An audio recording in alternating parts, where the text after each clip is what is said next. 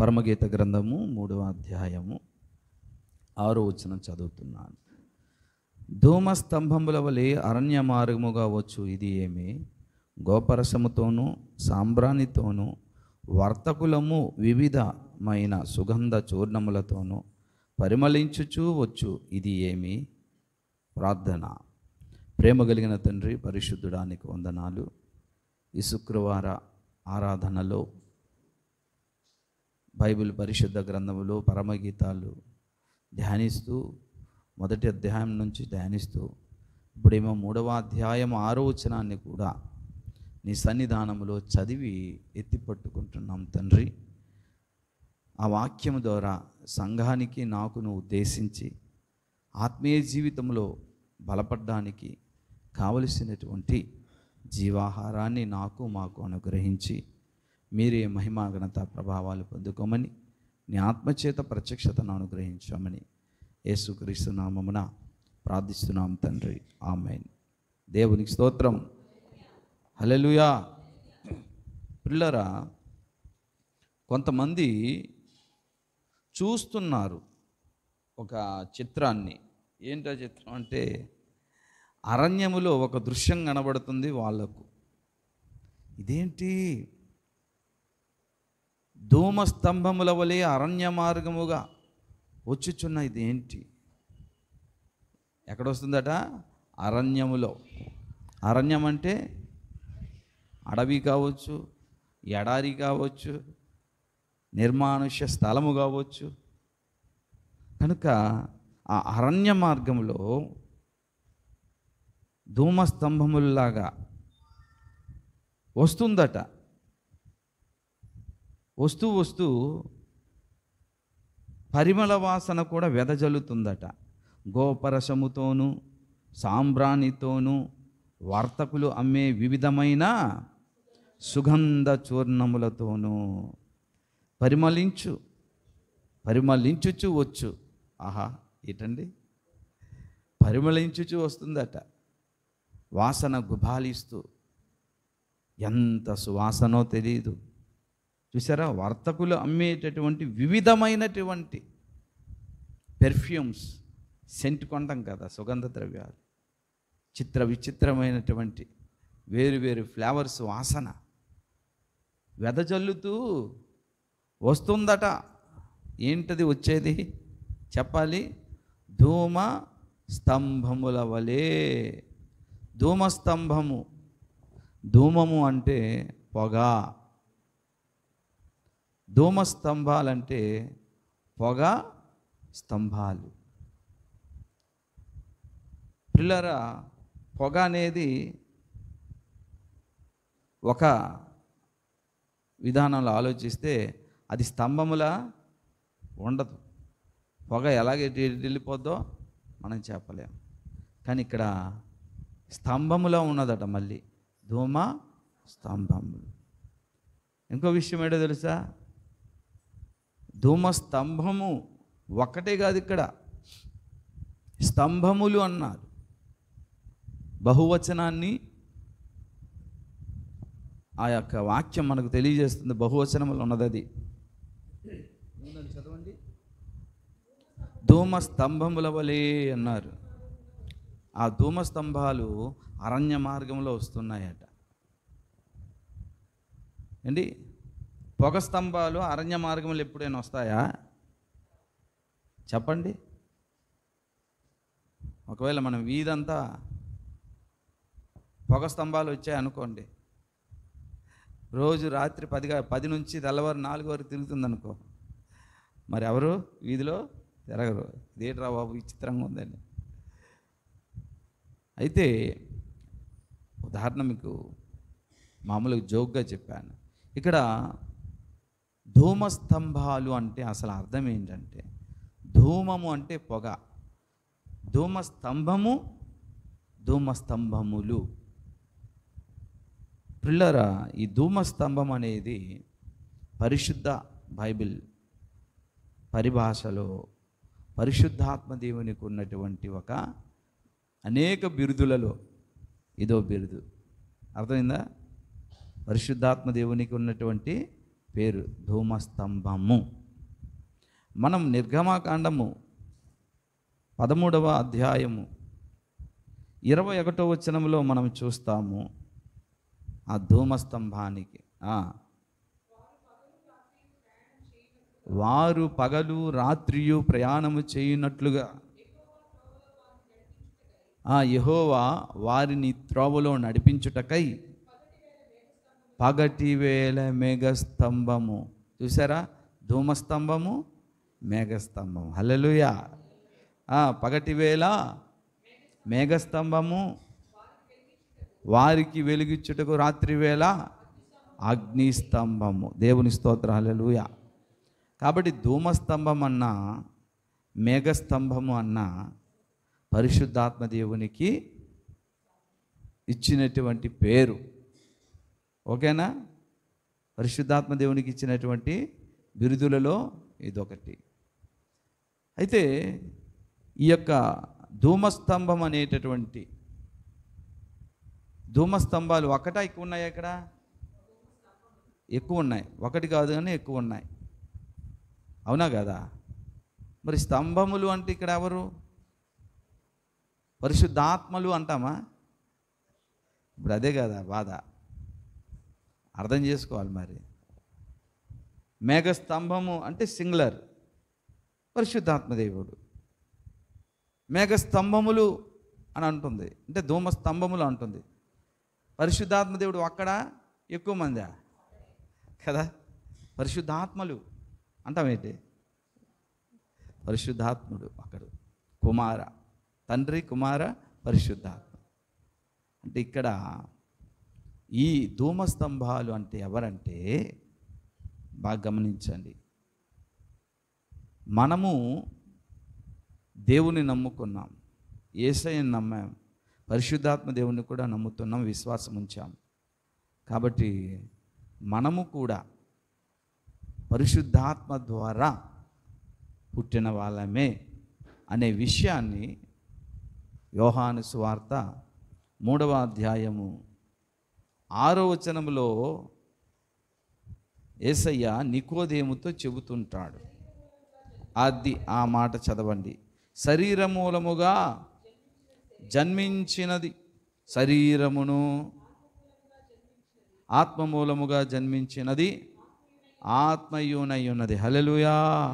ఇప్పుడు చెప్పండి, మనం పరలోక రాజ్యానికి వారసులుగా అవ్వాలన్నా, పరలోక రాజ్యం వెళ్ళాలన్నా మనమట క్రొత్తగా జన్మించాలట. క్రొత్తగా జన్మించాలంటే ఎలా జన్మించాలి బాబు అంటే యేసయ్య చెప్తారు నికోదేముతో, ఒకడు నీటి మూలముగాను ఒకడు ఆత్మ మూలముగాను జన్మించాలి. ఒకడే నీటి మూలముగా ఆత్మ మూలంగా జన్మించాలి. అప్పుడు రక్షణ కలుగుద్ది. అది నూతన జన్మ. అప్పుడు మనం పరలోక రాజ్యానికి వెళతాము అని యేసయ్య చెప్తున్నాడు.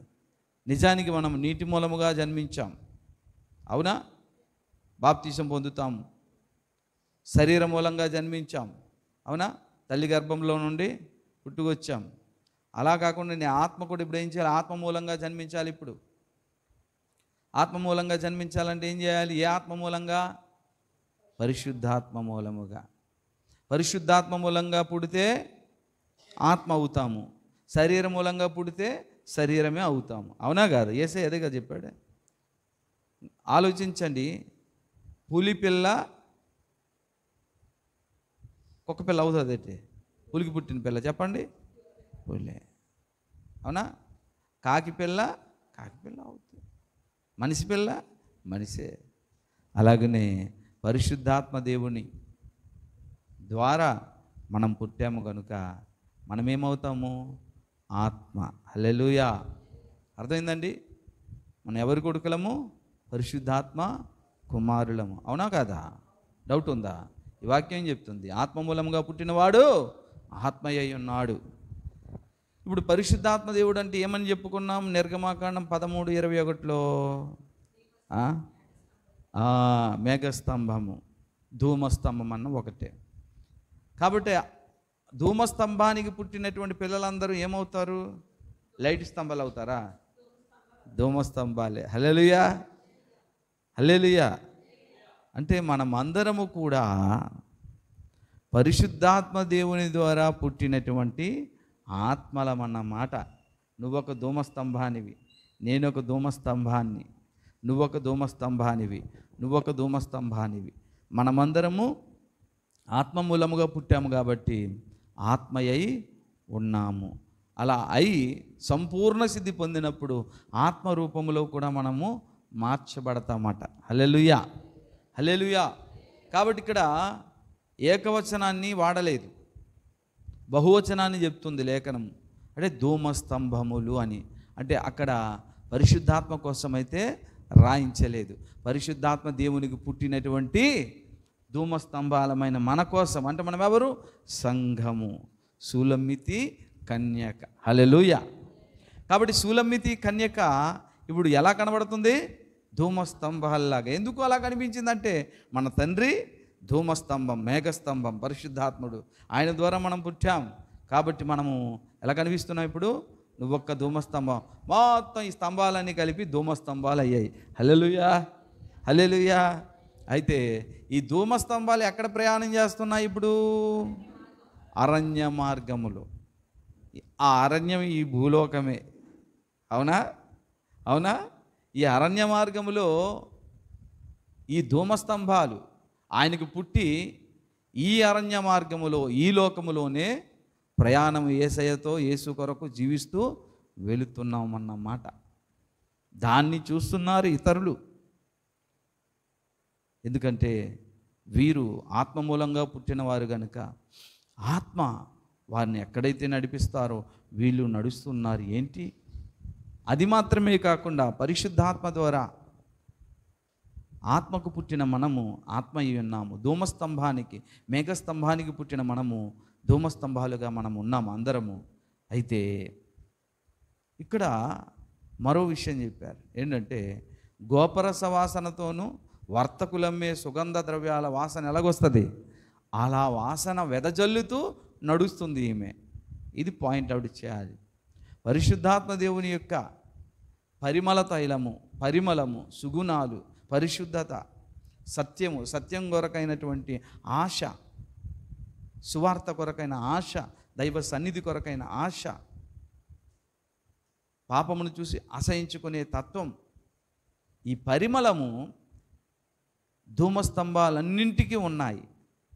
అంటే ఆత్మకు పుట్టిన ఈ మేఘస్తంభాలు మనందరికీ కూడా ఈ పరిమళించే గుణం కూడా ఉండాలి. ఉంది వాళ్లకు.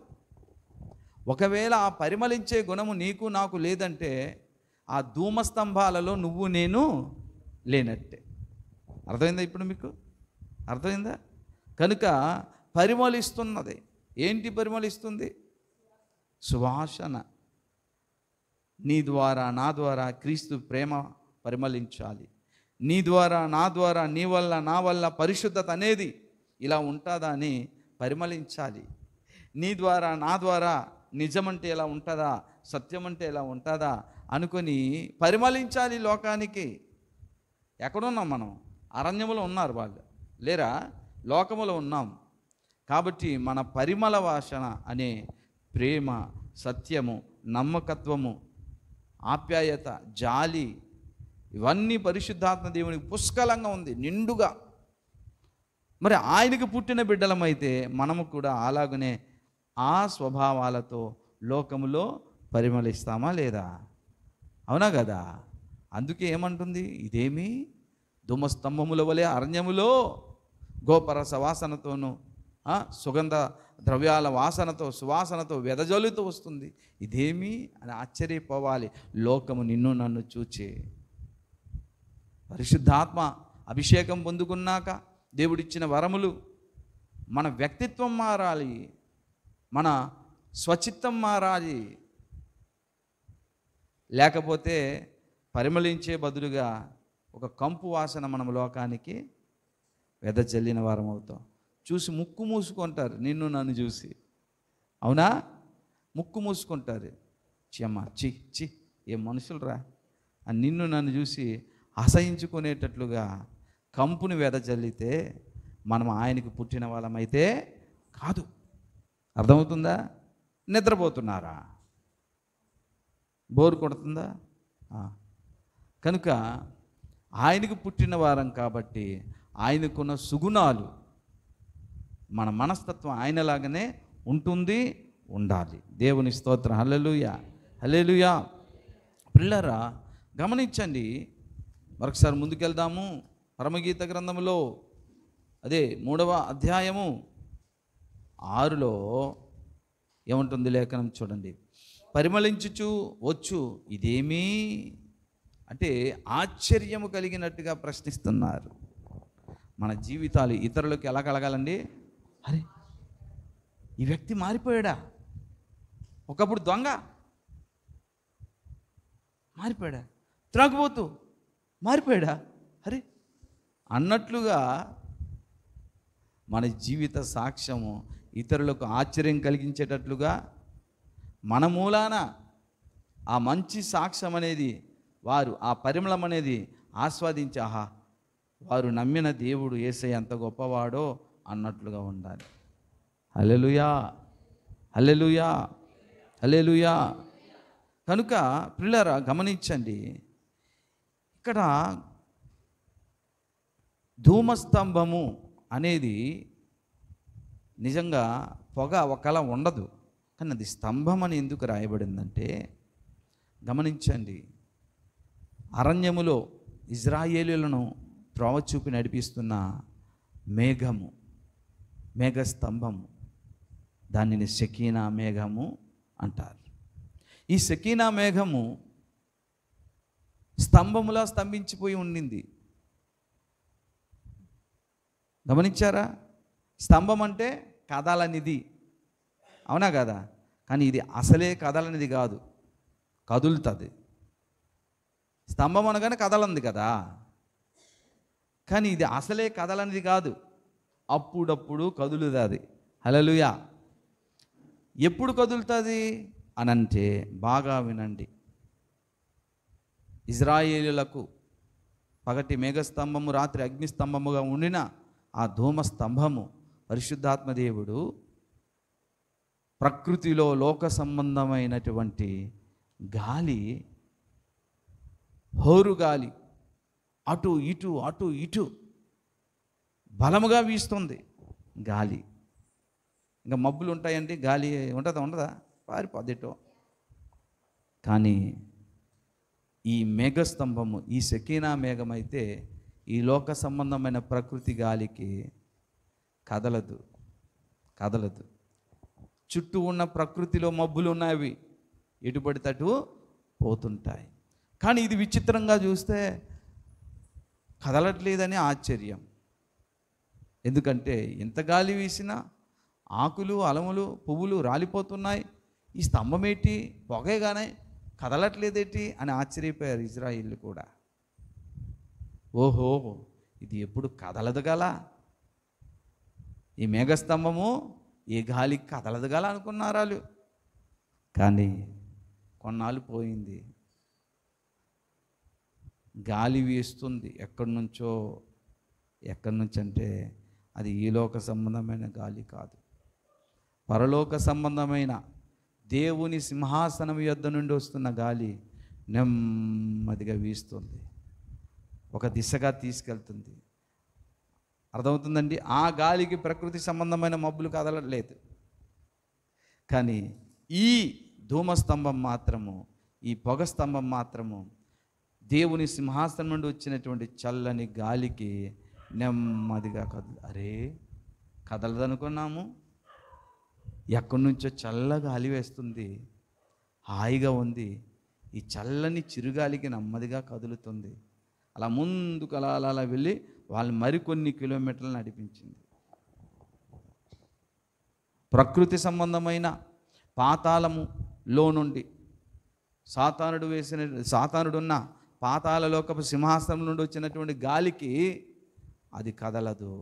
పరలోకములో ఉన్న దేవుని సింహాసనం వద్ద వచ్చినటువంటి గాలికి మాత్రమే ఆ యొక్క ధూమస్తంభం నెమ్మదిగా కదిలి వీళ్ళకు త్రోవ చూపిస్తుంది. హల్లెలూయా, హల్లెలూయా. ప్రియులారా గమనించండి, చాలామంది ధూమస్తంభాలుగా ఉన్నారు, కానీ కొందరు ఏం చేస్తారంటే ప్రకృతిలో గాలి వీసినప్పుడు అది ఎటు తోస్తే అటు వెళ్ళిపోతారు, ఇటు అటు కొట్టుకుపోతారు. అర్థమవుతుందండి? ఇటు అటు కొట్టుకుపోవడానికి పరిశుద్ధాత్మ దేవుడు ఉన్నాడా? లేదు కదా. ఆయన పుట్టిన బిడ్డలు కూడా అలా కొట్టుకుపోవాలా? లేదు కదా. అంటే వీడు కొట్టుకుపోతున్నాడంటే పరిశుద్ధాత్మ దేవునికి పుట్టినవాడు కాదు. అర్థమైందా మీకు? ఎటు పడితే అటు కొట్టుకుపోతుంది ఈ మేఘం. వాళ్ళు దేవునికి పుట్టిన వాళ్ళు కారు. అంటే వారు మేఘముగా ఉండడం తప్పేం కాదండి. నిజానికి చెప్పాలనుకుంటే మేఘాలు ఈ ప్రకృతి సంబంధమైన గాలికి ఎందుకు కొట్టుకొని పోతుంది? చాలామంది ప్రకృతి సంబంధమైన గాలికి వెళ్ళిపోతే కొందరు వెళ్ళరు, పరిశుద్ధాత్మ దేవుడిలాగా స్తంభం అలా నిల్చుంటారు. అదో స్తంభం ఇదో స్తంభం, అందరూ మేఘస్తంభాలు ధూమస్తంభాలు, దేనికి కదలరు. మరి ఎప్పుడు కదలాలి? ఎప్పుడు కదులుద్దంటే దేవుని సింహాసనం యొద్ద నుండి వచ్చిన గాలి వచ్చినప్పుడే నెమ్మదిగా పరిశుద్ధాత్మ దేవుణ్ణి వెంబడిస్తూ ముందుకు సాగుతారు, ప్రతిస్పందిస్తారు, ఆలోచిస్తారు. ఏంటి గాలి అనంటే, గాలి అనగా బోధ. ఒకటేమో ప్రకృతి సంబంధమైన సాతాను సింహాసనం యొద్ద నుండి వస్తున్న బోధ, ఇంకోటి దేవుని సింహాసనం నుండి వస్తున్నటువంటి గాలి, సత్యబోధ. కాబట్టి ఈ రెండు రకాలైన బోధలు కూడా ఉన్నాయి, రెండు రకాలైనటువంటి గాళ్ళు కూడా ఉన్నాయి. కానీ ఏ గాలికి ఏది కదలాలో అది కదిలినప్పుడే నిజమైన దేవుని బిడ్డలు ఎవరో ప్రకృతి సంబంధమైనటువంటి సాతాను లోక సంబంధాలు ఎవరో తెలిసిపోతుంది. గమనించండి, గాలి వీచినప్పుడు దేవుని సింహాసనం యొద్ద నుండి వచ్చినటువంటి దేవుని సత్యవాక్యం అనే బోధ, సత్య సిద్ధాంతం అనే బోధ, సత్య ఆరాధన అనే బోధ వచ్చినప్పుడే విశ్వాసులు వంగి లొంగి ప్రతిస్పందించి జీవిస్తారు. మరికొంతమంది, కొన్ని మేఘాలు ఉన్నాయి, వాళ్ళు ఏం చేస్తారో తెలుసా? లోకములు ఏది కొత్తగా కనబడినా వెంటనే అటు తూగిపోతుంటారు. అర్థమవుతుందండి? వెంటనే అటు వెళ్ళిపోతుంటారు.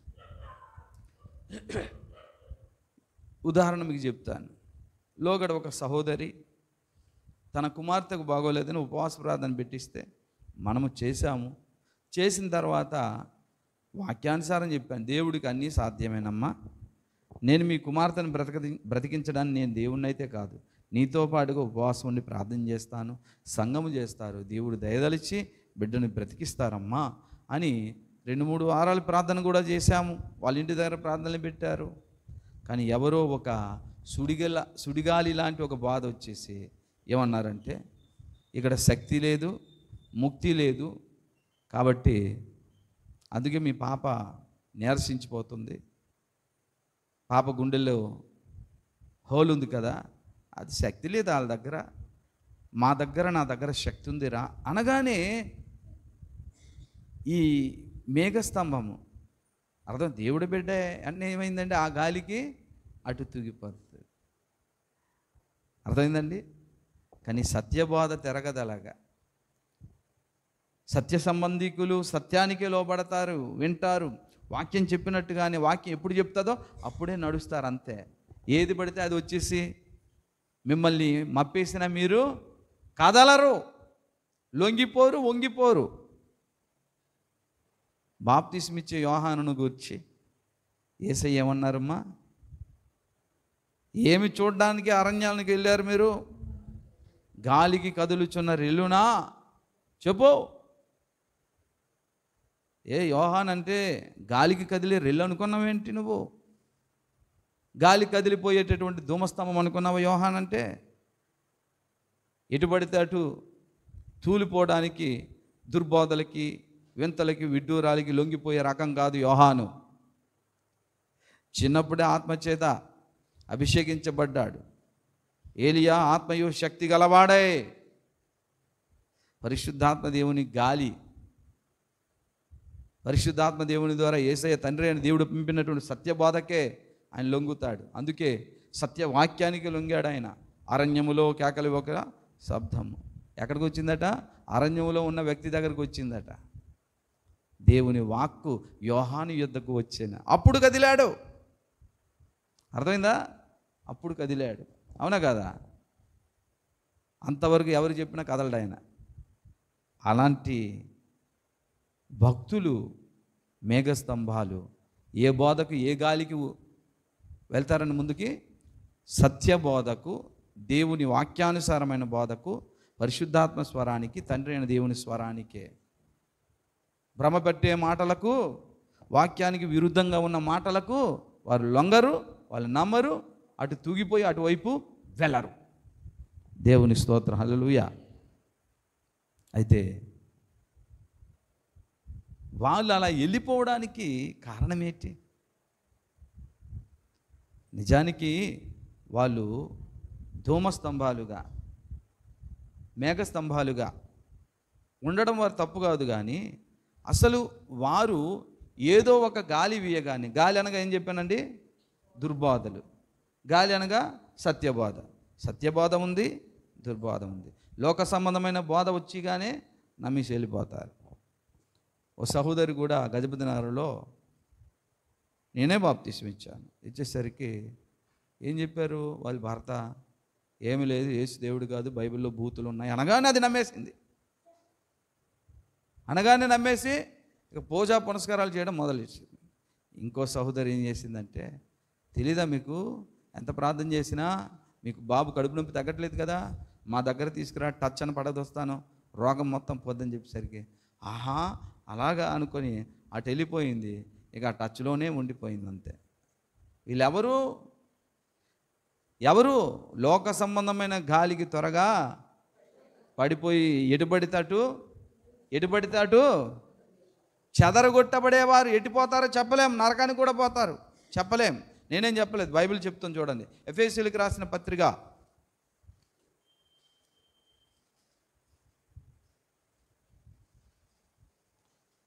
చదవండి, 4వ అధ్యాయములో 14. అందువలన మనమిక మీదట పసిపిల్లలమయ్యుండి మనుష్యుల మాయోపాయముల చేత వంచనతోనూ తప్పు మార్గమునకు లాగు కుయుక్తితోనూ గాలికి కొట్టుకొని పోవునట్టు కల్పింపబడిన ప్రతి ఉపదేశం. చూసారు, గాలి అంటే దేని చెప్పాడండి? ఉపదేశం. ఏ ఉపదేశము? కల్పింపబడిన కల్తీ సరుకు బోధలు అన్నమాట. గాలికి కొట్టుకొని పోతారాలు. ఎలా కొట్టుకుపోతారట? ఇటు అటు, ఎటు పోతారో. కాబట్టి గాలి చేత ఎగరగొట్టబడిన విశ్వాసులు కొంతమంది ఉంటారు. వీళ్ళు ధూమస్తంభాలే కానీ ఎటు పడితే వెళ్ళిపోతారు. కానీ అసలు సిసలైన నిగ్గుదేల్చిన పరిశుద్ధాత్మ షకీనా మేఘానికి పుట్టిన బిడ్డలు ఏ గాలికండి కదులుతారు? ముందుకి సత్యబోధకు, వాక్య సంబంధమైన బోధకు మాత్రమే. అర్థమైందండి? మీ మీద అసత్య బోధలనే గాలి వీచింది కానీ చాలామంది కదలలేదు. హల్లెలూయా. ఏమర్థమైంది దీన్ని బట్టి? పరిశుద్ధాత్మ దేవునికి పుట్టినవాడను. పరిశుద్ధాత్మ దేవుడు స్తంభంలో ఉంటాడు. ఎప్పుడు కదులుతాడంటే ఆ షకీనా వేగం కదలాలంటే ఈ గాలి కాదు, సత్యబోధ అనే దేవుని సింహాసనం యొద్ద నుండి వాక్యము రావాలి, సత్యవాక్యము రావాలి, నిగ్గుదేల్చినటువంటి బోధ. అప్పుడే సత్య సిద్ధాంతానికే నడుస్తుంది అన్నమాట విశ్వాసులు ముందుకు. అంతే తప్ప లోకంలో ఉన్నటువంటి అసత్య బోధలకు లొంగదు, చెవి ఇవ్వదు. హల్లెలూయా. దీన్ని బట్టి మీకు తెలిసిపోద్ది వారు ఆత్మకు పుట్టిన వాళ్ళు కారు. అయితే మరో విచిత్రం, మరో ఆశ్చర్యం, బాధకరమైన విషయం ఏంటంటే, వారు ఆ విధంగా లోకములో ఉన్న దుర్బోధలకి, అసత్య బోధలకు కొట్టుకొని పోవడానికి కారణం ఏమిటి? అర్థమైందా? మేఘస్తంభాలతోనే ఉంది ఆ స్తంభం కూడా. ఉన్నట్టుండి ఓ 2 స్తంభాలు మేఘస్తంభాలు అటు వెళ్ళిపోయింది. మనం ఉన్నాం. ఎందుకు అవి కొట్టుకు పారిపోయింది? అటు ఇటు ఎడిపోయిందో చెప్పాలి. ఇంకా ఎస్, మీరు చెప్పినవి ఏందంటే చెప్తుంది లేఖనం, చదువుద్దాం పిల్లారా. యూదాపత్రిక 12వ అధ్యాయంలో చూడండి, ఇక్కడ వీరు గాలి చేత ఇటు అటు కొట్టుకొని పోవు నిర్జల మేఘాల. అదండి, చాలండి, అర్థమైందా మార్గారు? చూడండి, ఏదండి ఇటు అటు కొట్టుకుపోద్ది? నిర్జల మేఘాలు. వింటున్నామమ్మా? అటు ఇటు కొట్టుకుపోయే మేఘాలు. అవి ఎందుకలా కొట్టుకుపోయాయి? ఆ విశ్వాసులు ఎందుకలా తూగి ఎటుబడి పోతున్నాయి అని అంటే, అసలు ఆ యొక్క మేఘాలలో నీళ్లు లేవు. ఏమి లేవు? నిర్జల మేఘాలు. మేఘాలలో వాక్యం ఉంటే వారు ఎటుబడితే అటు కొట్టుకుపోరు. హల్లెలూయా, హల్లెలూయా. అర్థమైందమ్మా? ఎటుబడితే అటు కొట్టుకుపోరు. ప్రదేని బిడ్డలారా, మీరు ఎప్పుడైనా గమనించారా? మేఘాలలో అలా స్పీడ్గా కదులుతుంటే వర్షం పడుతుంది అనుకుంటా, లేదురా అటు గాలి ఎటో తీసుకెళ్ళిపోయింది అంటాం, గుర్తుందా? అదే మొత్తం కమీస్ ఉందనుకో, ఎక్కడికి వెళ్ళదు, మరో 5 నిమిషాల్లో ఫుల్గా వర్షం పడుతుంది. అర్థమైందండి? వాళ్ళు అలా కదిలి ఆ గాలి చేతి ఎటుపోతారో, ఆ మేఘాలు ఎటుపోతాయో తెలియదు. కారణం అవి నిర్జల మేఘాలు. దేవుని వాక్యం అనేటటువంటి జలము లేక ఈనాడు విశ్వాసులందరూ ఏ గాలి పడితే ఆ గాలికి లొంగిపోయి ఎటుపోతూ సర్వనాశనం అవుతున్నారు. అర్థమవుతుందండి? కాబట్టి ఇటువంటి భయంకరమైన దినాల్లో మనం ఉన్నాం. కాబట్టే ప్రతి విశ్వాసి దేవుని వాక్యము చేత, క్రీస్తు వాక్యము మన హృదయాలలో సమృద్ధిగా నింపుకోవాలి. అర్థమవుతుందా? దేవుని వాక్యం సమృద్ధిగా నింపబడినప్పుడు గాలి వచ్చి, లోక సంబంధమైన దుర్బోధలు వచ్చి, అసత్య బోధలు వచ్చి మన ఆత్మీయ జీవితం మీద మన మీద కొట్టిన లొంగిపోవడానికి నిర్జల మేఘాలు కావివే. సత్యవాక్యము చేత నింపుకున్నటువంటి నిక్కచ్చిగా పరిశుద్ధాత్మ దేవునికి పుట్టినటువంటి మేఘాలము. హల్లెలూయా, హల్లెలూయా.